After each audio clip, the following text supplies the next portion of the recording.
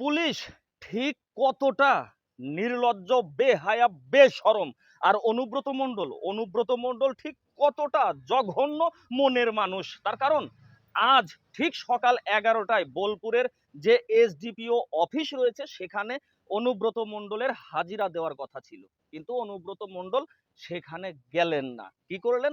তার পরিবর্তে অনুব্রত মণ্ডলের নামে যেমন 4 দফায় কেস হয়েছে, ঠিক সেই রকম অনুব্রত মণ্ডলের 4 আইনজীবীকে সেখানে পাঠালেন।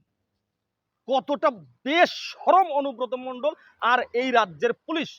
এই ঘটনা ঠিক এই রকমই একই ঘটনা যদি এই রাজ্যের অন্য কোনো পেশার মানুষ করতেন তাহলে এতক্ষণ বাদ দিন 2 ঘন্টার মধ্যে তাকে গ্রেপ্তার করা হতো। কিন্তু অনুব্রত মণ্ডল এমন, সেই মুখ্যমন্ত্রীর এমনই একজন শিষ্য যে এখনো ভুঁড়ি টান করে তার বাড়িতে আরামসে বসে আছে, এই রাজ্যের খোলা আকাশের নিচে ঘুরে বেড়াচ্ছে।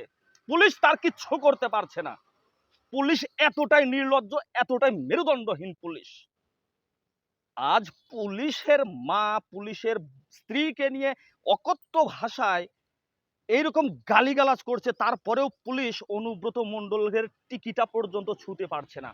কিন্তু এই ঘটনা যদি আমি দীপক সূত্রধর করতাম বা অন্য কোনো পেশার অন্য কোনো মানুষ করতো, তাহলে এতক্ষণ তাকে অ্যারেস্ট করা হতো, 14 শিকের ভিতরে ঢুকিয়ে দেওয়া হতো।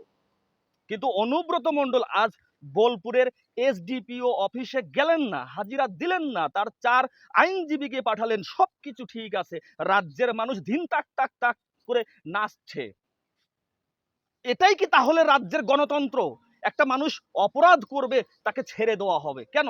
দেখুন বন্ধুরা, আমাদের দাবি একটাই, মমতা ব্যানার্জির স্নেহ নয়, অনুব্রতর শাস্তি চাই। মমতা ব্যানার্জির স্নেহ নয়, অনুব্রতর শাস্তি চাই। এই আওয়াজ, এই স্লোগান রাজ্যের প্রত্যেকটি ঘরে ঘরে পৌঁছে দিন বন্ধুরা। এই ভিডিওটা প্রচুর পরিমাণে শেয়ার করে এই ভিডিওটা ভাইরাল করুন। অনুব্রতর শাস্তি চাই, তার কারণ এই রাজ্যে আর যেন কখনো কেউ এইভাবে কোনো মা বোনের স্ত্রীর সম্মান নিয়ে বাজে মন্তব্য করার সাহস না পায়। তার জন্য এই প্রতিবাদ করতেই হবে। অনুব্রত মণ্ডল যতক্ষণ না পর্যন্ত গ্রেপ্তার করা হচ্ছে অনুব্রত মণ্ডলকে, আমাদের এই স্লোগান, এই প্রতিবাদ থামবে না বন্ধুরা। ভিডিওটা শেয়ার করুন।